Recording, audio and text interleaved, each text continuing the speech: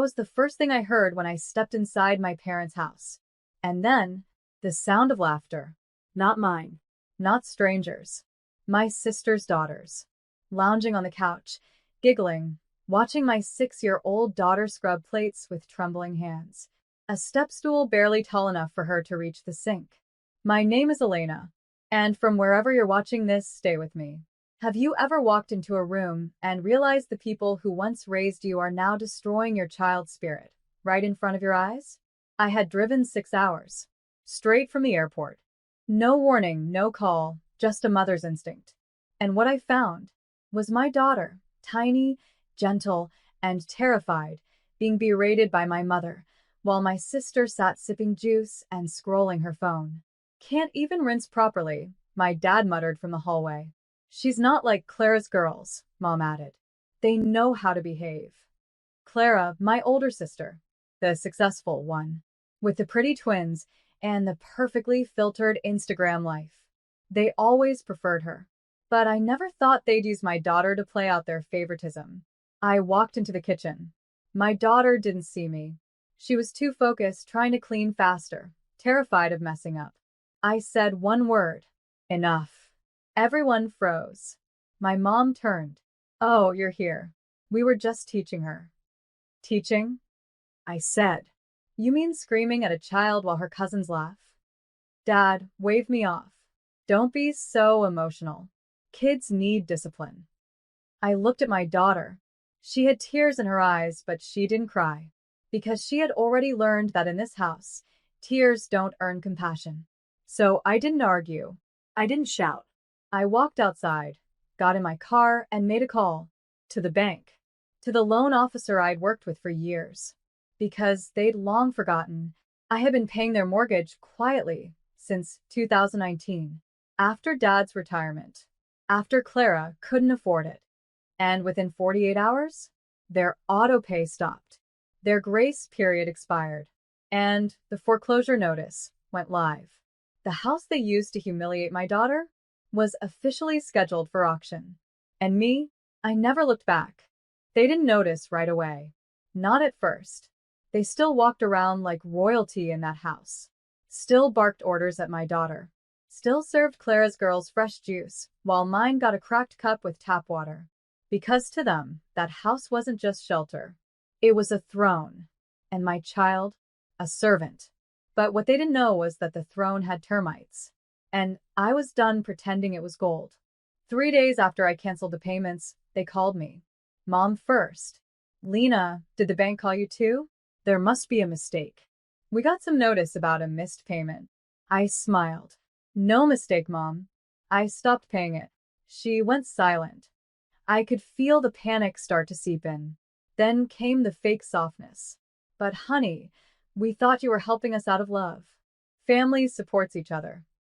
Family doesn't scream at a 6-year-old like she's free labor, I replied. She sputtered something, but I hung up. Because for the first time in my life, I wasn't explaining myself to people who only respected what I gave, never who I was. Next came Clara. Lena, you can't do this. The girls love this house. Mom and Dad will be devastated. I took a breath. And where was that concern when they were calling my daughter names while yours laughed? They were just playing, she snapped. No, I said. Your kids play. Mine performs. Then I hung up. No more debate. No more defense. I didn't owe them anything. Not a warning. Not a speech. Not a savior. I owed one thing. Protection to my daughter. And that started with tearing down the place where her light was treated like an inconvenience. A week later, the official notice was nailed to their door. Auction date confirmed. And I didn't gloat. I didn't drive by. I just picked up my daughter, held her face in my hands, and said, "You'll never have to earn your place in this world again." Because they taught her she was disposable. So I showed her she was undeniable. The day the auction notice went public, the group chat blew up. Aunt Mel called it cruel. Uncle James wanted to mediate. Even Grandma, who once told me girls like mine needed toughening up, sent me a Facebook message with just 2 words. Why, Lena? Because you watched her struggle. Because you all did. Because when she wiped the table for the third time that night and sat in silence while her cousins got second helpings, none of you said a word. But now that the house was up for auction, suddenly, I'm the villain? That's how this family works. They don't protect the quiet ones. They protect the walls that echo their name. Well, those walls are for sale now. And I didn't feel guilt. I felt freedom. Because when you spend your life sacrificing for people who never say thank you, eventually the silence turns from pain into power. They had forgotten the arrangement years ago. How I stepped in after Dad's stroke. How I offered to take over the loan when Clara just needed time to recover from a bad investment. And they never paid me back. Not in money, not in kindness, not even in acknowledgement. But my daughter? She paid the price. In humiliation. In tiny bruises of the soul. Ones they called lessons. And I was done letting her carry my debt. 2 days later, I got another call. Dad this time. Lena, please. The bank said the process is almost final. Can't you just fix it? 1 more month. I didn't raise my voice. Dad. Do you remember what you called my daughter the day I walked in? He didn't respond. Do you remember her face? Still nothing. Then there's nothing left to say. I ended the call. Because there are moments in life where you stop seeking repair and start building new ground entirely. And as for my daughter, she's blooming. She sings while washing dishes now. In our own kitchen, in our own home, where no one yells when a cup isn't spotless. Because I didn't just cancel their payments. I canceled the cycle. The auction happened on a Tuesday. Quiet. Orderly. Final. I didn't attend. I didn't need to. Because the moment I stopped that last payment, I'd already walked out of that house in my mind. Not just the structure, but everything it stood for. Control. Favoritism. Emotional violence wrapped in the word discipline. Clara was the only one who showed up. Not to bid. She couldn't afford it. But to plead. She stood outside the courthouse steps, tears in her voice, on the phone with the new owner. It's our family home, she cried. But the man wasn't family. He was a real estate investor. He didn't care about their memories. He cared about numbers. And to him, the number made sense. The house was gone. Just like that. Aunt Mel called that night. You didn't have to go this far. I said, you're right. I should have gone further, years ago. Because the truth is, that house didn't raise me.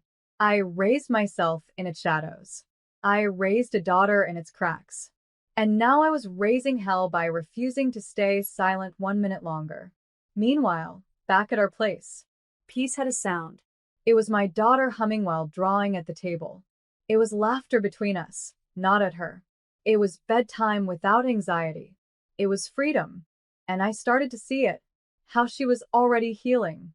Because when I handed her the smallest gift, safety, she bloomed like no one in that family ever expected. We planted a garden together that week. In real soil. In real sun. A promise to ourselves. Only nurture what nurtures you back. And for every brick they laid with shame, I laid a new one with joy. Because some homes are inherited. But others, the real ones, are built. And this one is finally ours. 3 weeks after the auction, the texts turned venomous. Clara, you're heartless. Dad's blood pressure is spiking. Mom is depressed. You destroyed them. Aunt Mel, family doesn't evict family. Grandma, they took care of you your whole life. How could you? Took care of me? Do they mean the years I was told to cook for everyone while Clara rested? The birthdays where my name was scribbled in pencil and hers was lit in sparklers? The care that looked a lot like labor? I didn't respond. Because when you've spent your whole life being the afterthought, you don't owe the spotlight and explanation. But then came the worst message. From my mom. Just 2 lines. She's not one of us. That girl you had. Maybe she takes after her father. That girl. My daughter. The one who brought me homemade cards when I was sick. The one who tried to wash dishes just to feel included. The one they mocked, cornered, crushed. They hadn't learned. Not one thing. Not even after the bank took the keys. They still thought I'd break. That guilt would send me running back to patch the house together. But what they didn't understand was the day I walked in and saw them screaming at my little girl, something in me turned to steel. So I did reply. Just once. You lost the house. You lost the money. Now you've lost the last thread of access to my life. And her life. We're done. This door isn't locked. It's gone. Blocked. Every number, every email, every ghost of who they pretended to be. Because I wasn't just protecting my child from their hate. I was teaching her something sacred. That love is not what they say when eyes are watching. It's what they do when no one is. And what they did was unforgivable. So I didn't burn a bridge. I erased the map. They didn't show up to her birthday. Not with gifts. Not with fake smiles. Not with more lessons wrapped in sugar-coated cruelty. And for the first time, my daughter didn't ask where they were. She just smiled. Wide, free, real. She blew out her candles in a house full of love, not judgment. She opened presents wrapped in kindness, not conditions. We invited her real family, our neighbors, her favorite teacher, my best friend from college who never once made her feel small. And when I tucked her into bed that night, she whispered, "Mom, this was the best birthday ever." No one yelled. I kissed her forehead, held her a little longer than usual, and thought, this is what a home should feel like. Not a place that turns children into servants. Not a table where laughter becomes a weapon. Not a living room filled with performance and quiet cruelty. Just safety, Softness. and belonging. Meanwhile, back in their world, Clara was back to couch surfing. My parents were forced into a modest apartment outside the city. Word had gotten around.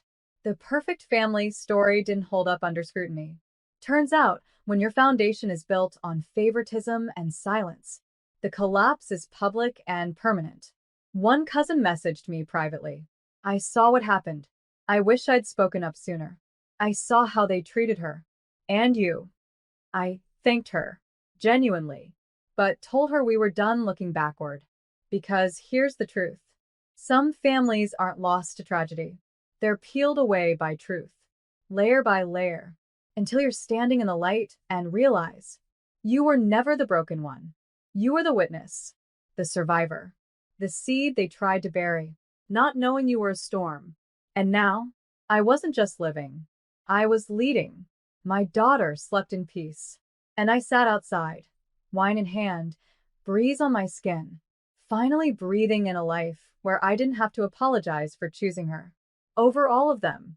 2 months later, they tried to rewrite the story. Word spread that I had overreacted, that I'd lost it, that I stole their house out of spite. Clara told anyone who'd listen that I was unstable, that the bank had tricked me, that I'd ruined everything because I was jealous. Jealous? Of what? Of being screamed at? Of having my daughter called useless while there's lounged like royalty? They never mentioned why I stopped paying. They left out the part where my child was humiliated by adults too emotionally lazy to parent with compassion. They didn't say a word about the trauma they brewed like it was family tradition.